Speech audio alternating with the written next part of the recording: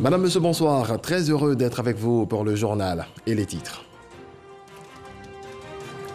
La situation sécuritaire générale et l'évolution de la maladie à coronavirus en Côte d'Ivoire au centre de la réunion du Conseil national de sécurité. Une rencontre présidée par le chef de l'État Alassane Ouattara. Le communiqué final dans cette édition.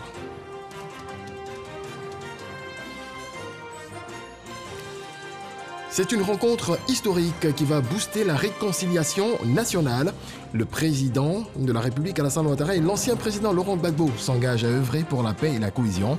C'est le fruit de 10 ans de dialogue entre pouvoir et opposition. Retour sur ces années dans quelques instants.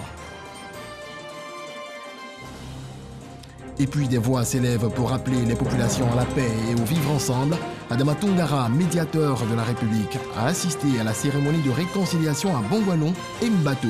Le président du conseil régional du Sud Comoé, Akaolé, a quant à lui sensibilisé les fidèles de l'église méthodiste unie d'Aboissou.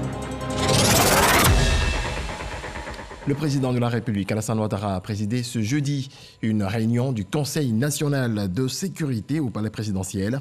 Cette réunion a permis de faire le point de la situation sécuritaire générale et de l'évolution de la pandémie de Covid-19 dans le pays. Le président de la République a réitéré ses félicitations et ses encouragements à tous les acteurs impliqués dans la lutte. Il a par ailleurs rappelé aux populations la nécessité de se faire vacciner. Alassane Ouattara et Laurent Gbagbo, main dans la main, sourire aux lèvres, parlant de réconciliation. Cette rencontre entre le président de la République et son prédécesseur est le fruit de 10 années de dialogue politique entre le pouvoir et l'opposition pour renouer le fil de la confiance. Michel Dugry revient sur les temps forts de ces 10 années de pourparlers. On a parlé de la Côte d'Ivoire. Ce fut une rencontre franche et conviviale. Qui doit se parler. N'est-ce pas, Alassane? Les règles protocolaires sont par moments oubliées. Enfin, excusez-moi, n'est-ce pas, Monsieur le Président? Des poignées de main qui traduisent une longue amitié. Laurent, merci beaucoup. Merci d'être venu pour cette rencontre, que tout le monde demandait d'ailleurs. Mais les gens ne savent pas que nous nous sommes parlé, que nous sommes des amis depuis des décennies, ce qui ne nous rend pas jeunes. Ce 27 juillet 2021 restera certainement gravé dans la mémoire collective. J'ai été très heureux de voir que dans ce pays, il existe encore des hommes sages, des hommes pleins d'humilité, des hommes qui ont su taire leur orgueil, qui ont su taire leur ego pour regarder la Côte d'Ivoire. Ce qui a fait bouger les lignes, c'est la bonne disposition d'esprit des deux responsables. La hauteur de vue que les deux responsables ont eue. Après la crise post-électorale de 2011, le fil de la communication entre le gouvernement et l'opposition est rompu. En 2013, un ministère d'État en charge du dialogue politique est alors créé. Quand j'étais à la primature, nous avons engagé en avril 2012 la première rencontre entre le gouvernement et l'opposition. Le président Ouattara est resté toujours dans une dynamique de dialogue, de prévention, de recherche de la paix. Et c'est cette dynamique qui a conduit à mettre en place un ministère d'État chargé du dialogue politique et avec le président du FPI, Afin Guessan et Alcide Djedje, nous avons pu travailler pour faire rentrer cette masse d'exilés qui étaient au Ghana. Les débuts ont été difficiles parce que il y avait encore beaucoup de méfiance. Bon, vous avez dû entendre dire qu'il y en a qui disaient qu'on était des traîtres. Après la rencontre, beaucoup de gens qui m'ont appelé. Ah, mais Alcide, c'est toi qui avais raison. Je pense que j'ai fait ce que j'avais à faire. Et je voudrais ici saluer l'humilité de ces deux personnalités et saluer également leur leadership. En août 2018, Simone Gbagbo et 800 détenus en rapport avec la crise post-électorale sont amnistiés par le chef de l'État. Le 21 janvier 2019, sur instruction du président de la République, les négociations sur la réforme de la commission électorale indépendante sont engagées. Nous félicitons le gouvernement de nous avoir invités, d'avoir ouvert le débat. Nous nous réjouissons et nous nous félicitons d'abord de cette initiative qui semble indiquer que le gouvernement a véritablement la volonté, l'ambition de créer les conditions pour qu'il y ait un débat franc, un débat sincère, un débat inclusif. Ces échanges sont conduits par l'ancien Premier ministre Amadou Gon Coulibaly, impliquant les acteurs de la société civile. Le 1er avril, à l'ouverture solennelle de la session 2019 de l'Assemblée nationale, le chef de l'État affiche sa ferme volonté de trouver un consensus autour de la nouvelle CEI. Je déposerai devant votre institution un projet de loi relatif à la commission électorale indépendante, prenant en compte les propositions qui renforcent la confiance dans cette importante institution. À la suite du décès d'Amadou Gon Coulibaly, c'est le Premier ministre Ahmed Bakayoko qui prend les rênes de l'organisation du dialogue politique. Un consensus n'a pu être trouvé pour la présidentielle d'octobre 2020, boycottée par l'opposition. Des morts et d'importants dégâts matériels sont enregistrés.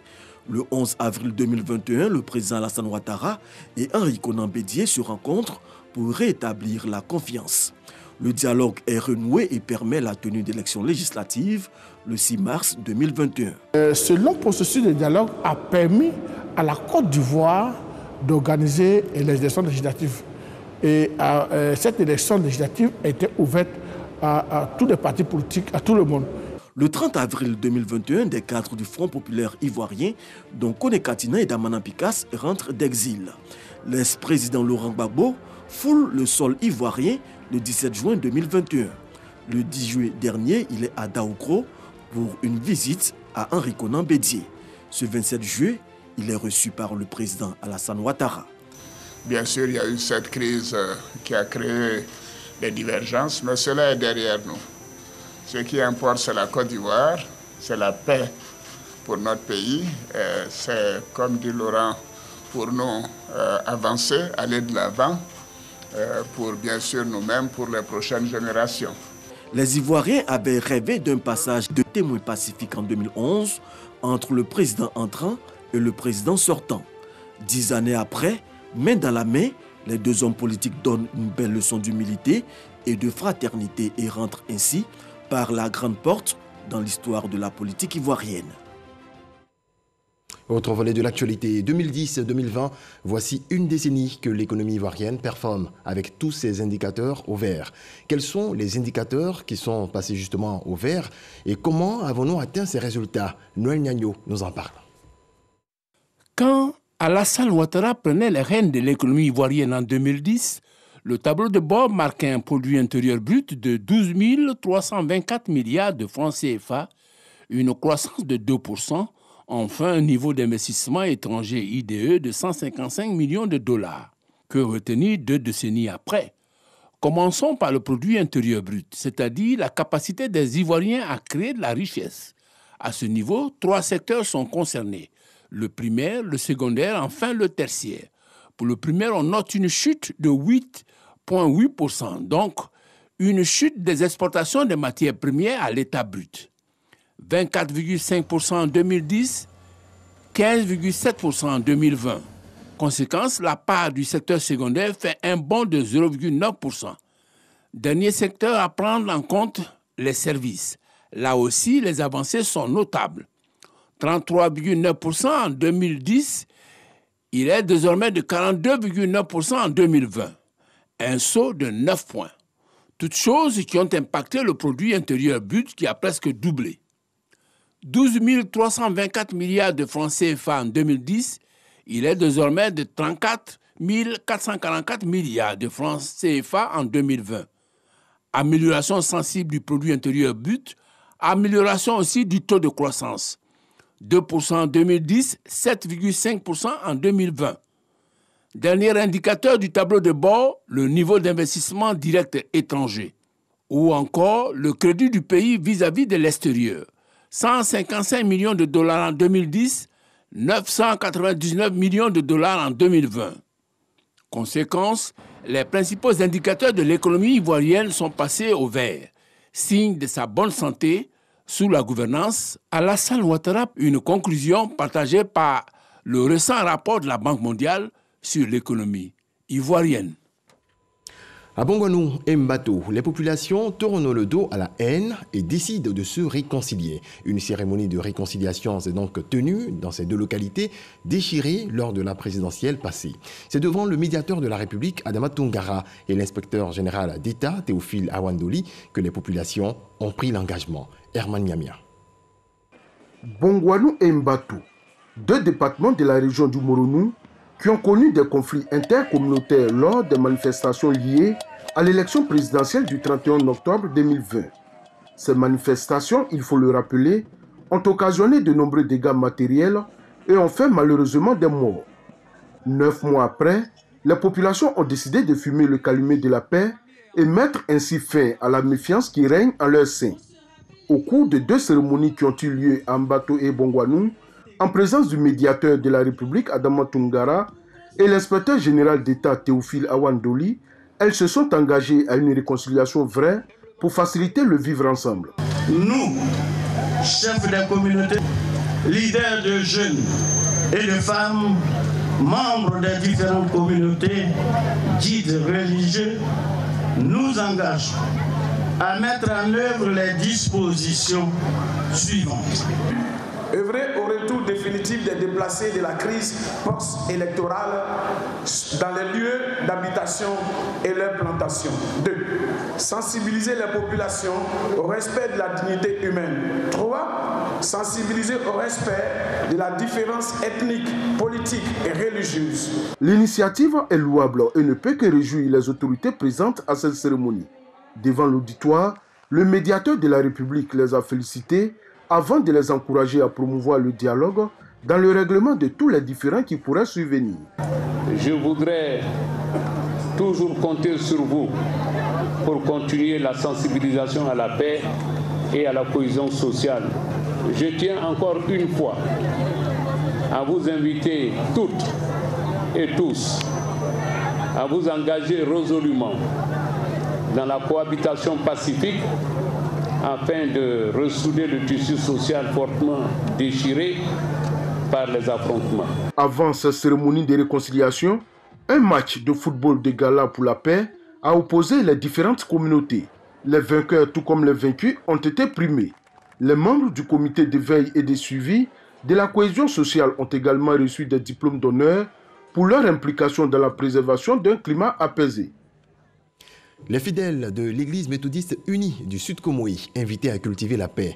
Un appel lancé par le président du conseil régional, Akaolé, et le bishop Benjamin Boni lors de la dédicace du temple d'Aboisseau, baptisé Emmanuel. Salima Toudia.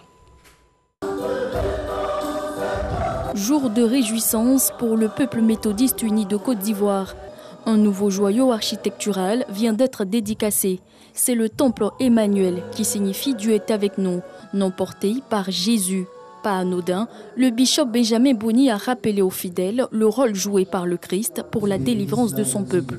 La paix, cet état d'esprit, doit être cultivé au quotidien. En ce temps où nous parlons de réconciliation, nous devons rendre grâce à l'Éternel de ce que la paix est advenue.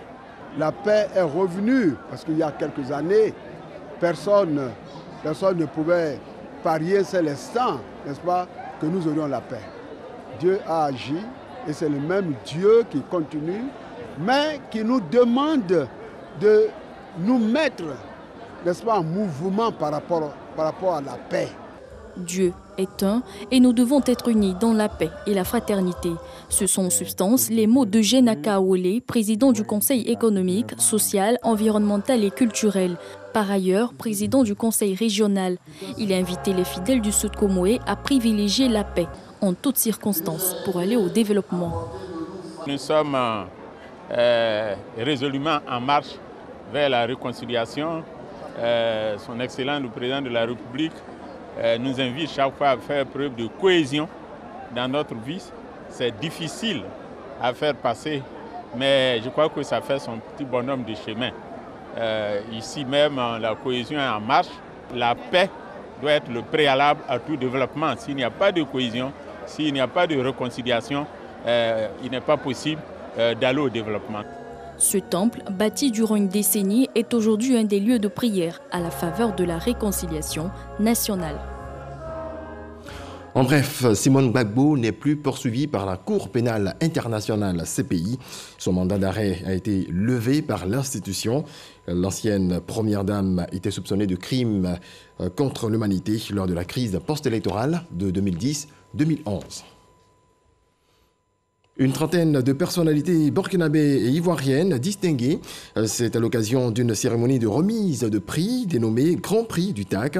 Des prix qui récompensent les efforts et initiatives, notamment dans le domaine du développement communautaire. 10 localités impactées par des attaques terroristes de la frontière nord reçoivent des dons, une initiative des forces armées qui entre dans le cadre des activités commémoratives de l'anniversaire des armées. Walter Amadou Ouattara. Togo, non loin de Burkina Faso, a subi une attaque par des individus armés dans la nuit du lundi 7 juin dernier. Un soldat y a perdu la vie.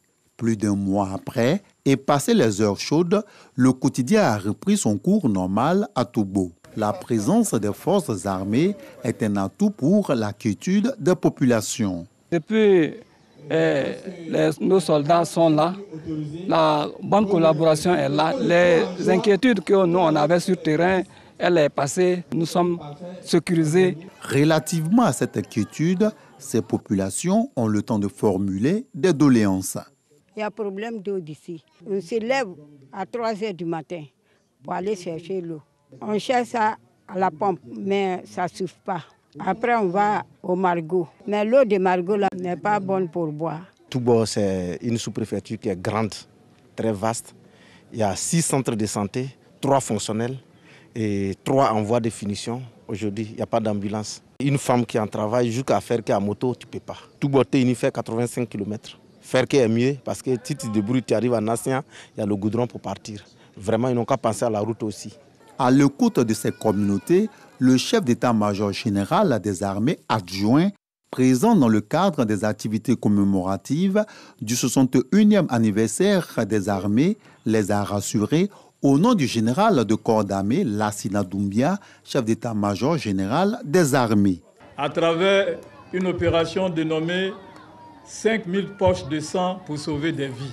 Tous les militaires, policiers, gendarmes, eaux et forêts, douaniers, agents des affaires maritimes et portuaires, nous allons donner notre sang du 26 au 30 juillet.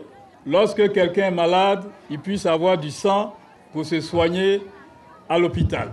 En plus de ça, nous avons décidé de faire des dons de vivres et de médicaments dans 10 localités, au total d'une valeur de 20 millions de francs CFA. Après Togo, le général de division Kwame Ndri Julien, qui conduit la délégation composée de différents corps des forces armées, s'est rendu dans le département de Tengrela, précisément à Débété, situé à quelques kilomètres du Mali. Ici également, en plus des vivres et non-vivres, des produits d'hygiène et pharmaceutiques ont été offerts aux populations. Ce sont 10 localités impactées par les attaques terroristes dans les frontières nord qui vont bénéficier du même type de dons. C'est un pan des actions caritatives du 61e anniversaire des armées élargi à l'ensemble des forces. Célébration débutée le 26 juin dernier qui va s'achever le 2 août 2021. Et encore des chiffres dans cette édition, cette fois liés au coronavirus.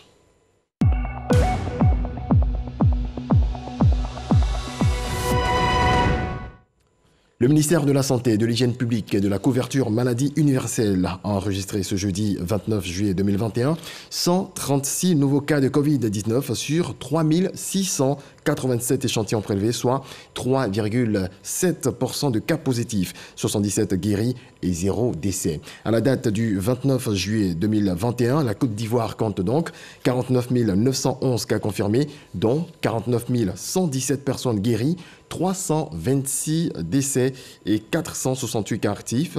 Le nombre total d'échantillons est de 779 318.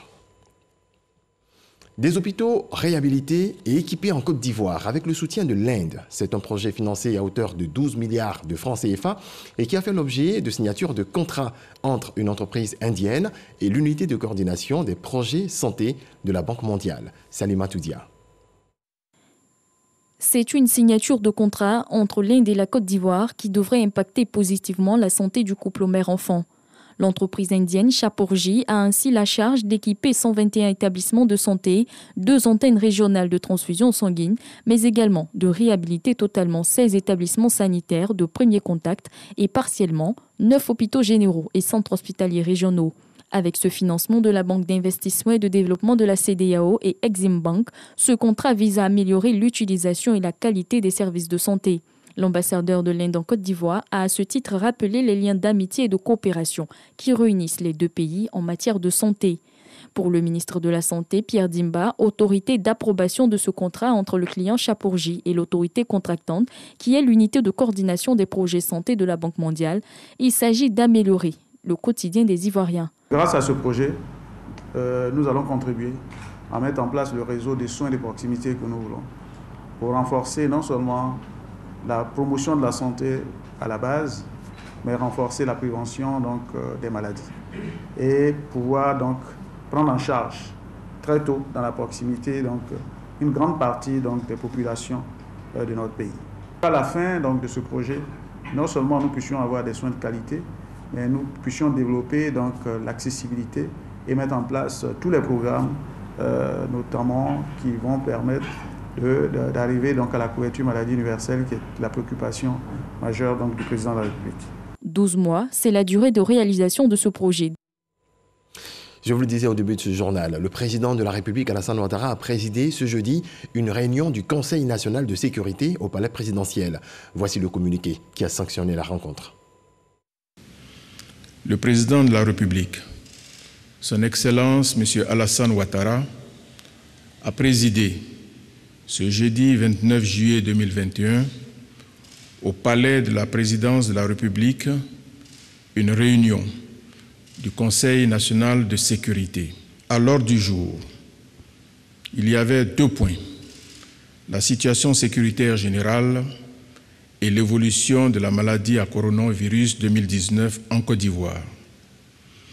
Au titre de la situation sécuritaire générale, à la suite de la présentation faite par le ministre de l'Intérieur et de la Sécurité, le Conseil national de sécurité a noté avec satisfaction une nette amélioration de la situation sécuritaire générale.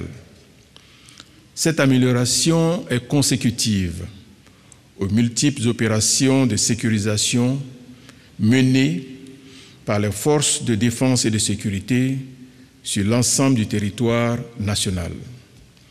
Le Conseil national de sécurité s'est notamment réjoui des récents résultats obtenus par l'opération Verrou d'Orient de sécurisation de la frontière Est, initiée dans le cadre de la lutte contre le terrorisme et le déguerpissement des sites d'orpaillage illégal. En effet, le bilan des opérations de déguerpissement pour le mois de juillet 2021 s'établit comme suit. 9 sites d'orpaillage illégal démantelés, 168 personnes interpellées, 132 abris de fortune détruits, 33 motopompes, 30 dragues et 14 motocyclettes saisies. Le président de la République, tout en félicitant les ministres en charge de la défense et la sécurité, ainsi que les grands commandements pour l'amélioration de la situation sécuritaire générale, les a instruits de poursuivre les opérations de lutte contre le grand banditisme et l'orpaillage illégal. L'analyse de la situation sécuritaire a également fait ressortir une légère baisse du nombre d'accidents de la voie publique, avec 1468 cas en juin 2021, contre 1449 en juillet 2021, un chiffre encore élevé, notamment au regard des 119 morts qui en ont résulté. Face à ce constat, le président de la République, après avoir félicité le Premier ministre, chef du gouvernement, pour les réunions interministérielles organisées sur la question, a donné des instructions afin que les recommandations pertinentes arrêtées en matière de réglementation, de sensibilisation et de répression soient mises en œuvre dans les meilleurs délais en vue de réduire de façon significative le nombre d'accidents de la voie publique.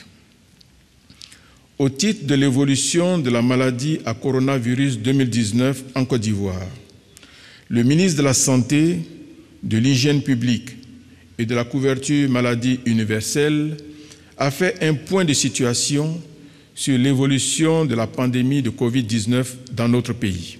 Ainsi, à la date du mercredi 28 juillet 2021, la Côte d'Ivoire dénombrait 49 775 cas confirmés de Covid-19, dont 49 015 guéris, 326 décès et 432 cas actifs. Le taux de positivité, qui se situe entre 2 et 3%, bien en dessous du seuil de contrôle de la maladie qui est de 5%, demeure l'un des plus faibles en Afrique. Toutefois, ce mois de juillet est marqué par une légère hausse de nouveaux cas de Covid-19 dans notre pays en comparaison au mois précédent. Le Conseil national de sécurité, qui a pris note de ces informations, rappelle que le virus continue de circuler en Côte d'Ivoire et notamment à Abidjan, qui demeure l'épicentre de la maladie avec 95% des cas. Le Conseil national de sécurité appelle ainsi les populations à redoubler de vigilance et les exhorte notamment à respecter les mesures barrières et à se faire vacciner. Aussi, au regard des flambées observées aussi bien en Afrique que dans le reste du monde, le Conseil national de sécurité, après analyse, a décidé de renforcer les mesures de contrôle et de surveillance épidémiologique aux portes d'entrée du pays, en particulier à l'aéroport international Félix Houphouët-Boigny d'Abidjan. Concernant la campagne de vaccination contre la Covid-19 menée en Côte d'Ivoire, le ministre en charge de la Santé a informé le Conseil national de sécurité que depuis le début de cette campagne, le 1er mars 2021, jusqu'au 27 juillet 2021, 1 13 349 doses de vaccins ont été administrées, avec 113 706 personnes ayant reçu les 2 doses. Le président de la République, qui s'est réjoui du nombre de plus en plus croissant de personnes vaccinées, a toutefois donné instruction au Premier ministre, chef du gouvernement, à l'effet de prendre les mesures nécessaires pour l'intensification de la campagne vaccinale. Le ministre en charge de la Santé a également porté à la connaissance du Conseil national de sécurité que l'insuffisance de vaccins sur le marché mondial a un impact sur le plan d'approvisionnement de la Côte d'Ivoire qui prévoit la réception de 1 492 059 doses de vaccins entre fin juillet 2021 et fin septembre 2021. Aussi, le chef de l'État a-t-il instruit le Premier ministre, chef du gouvernement, à l'effet de prendre toutes les dispositions idoines pour l'approvisionnement dans les délais, non seulement des doses de vaccins, mais aussi des réactifs et des équipements de protection individuelle nécessaires à la lutte contre la Covid-19. Au terme de la réunion, le président de la République a réitéré ses félicitations et encouragements à tous les acteurs impliqués dans la lutte contre cette pandémie. Il a par ailleurs rappelé aux populations vivant en Côte d'Ivoire la nécessité de se faire vacciner et tester tout en continuant à respecter scrupuleusement les mesures barrières faites à Abidjan le jeudi 29 juillet 2021.